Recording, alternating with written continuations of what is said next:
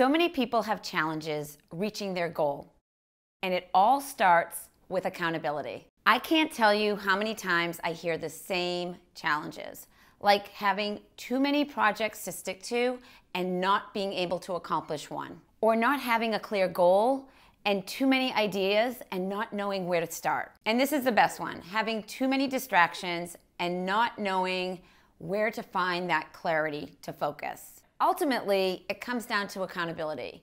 We don't want to disappoint people, and we don't want to be the only one that feels like we're not getting things done. So let's talk about ways to hold yourself accountable.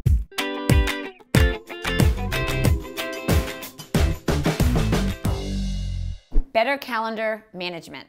When you're scheduling your time, give yourself enough time, but not too much. For example, when I get interviewed on a podcast, I block my calendar 15 minutes before and 15 minutes after, just in case there's questions that need to be answered at the end or there's tech issues at the beginning. So having a buffer at the beginning of a calendar commitment and at the end is really important. Stop scheduling excuses not to work.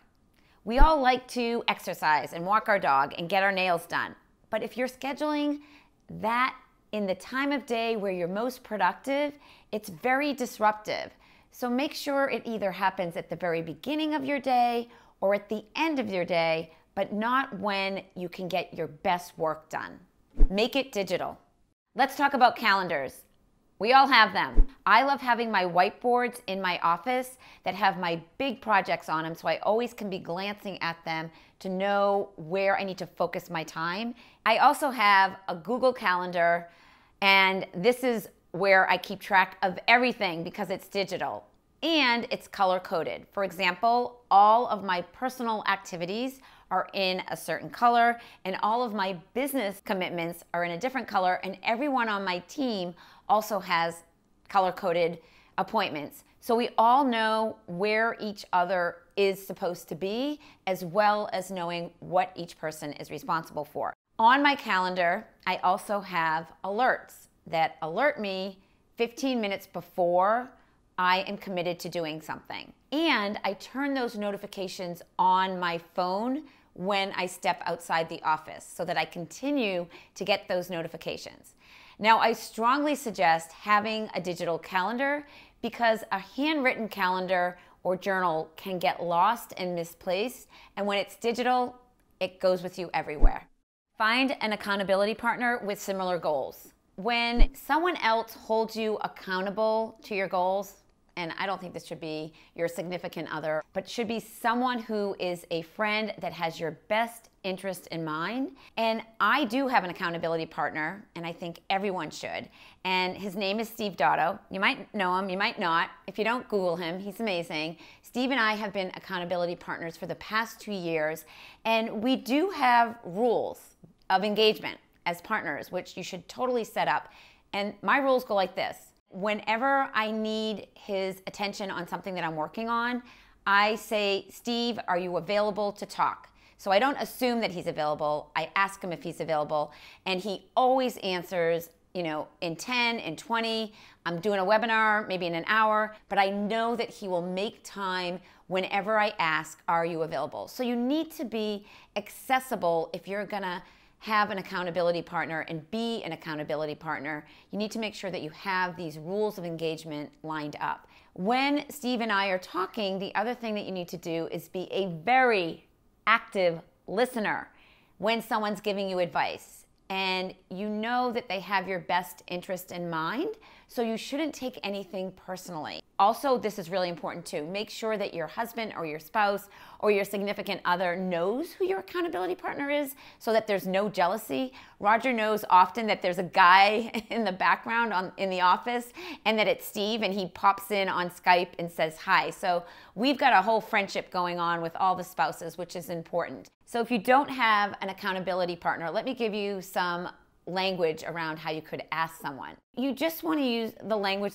do you want to hold each other accountable. Here's what I'm working on. Here's where I am at my business. And if someone says, oh my goodness, me too, I need help solidifying my website. I need someone's eyes on my opt-in. I need to work on the copy of my webinar or my email sequence, whatever it is, if you can find someone in a similar place as you and workshop together, it makes the partnership, the accountability partnership, that much more successful.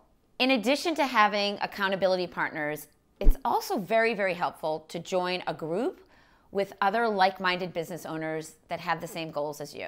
So this might be a local group or a meetup or a workshop, or for me, I run group coaching called Hives, and I hear over and over again that everyone's favorite part of the Hive is the accountability of the group, because we meet every 2 weeks and they know whatever their homework is that they're assigned, that needs to get accomplished in the next 2 weeks. And there's someone in the group that they're partnered with that they can use it as an accountability one-to-one, but they also have access to the whole group inside our Facebook group where they can share their ideas and thoughts and get feedback as well. Also, doing things in person. You might be someone who has purchased an online program or a course, and often one of the bonuses is to get together in person, is to have either a workshop or a conference in person.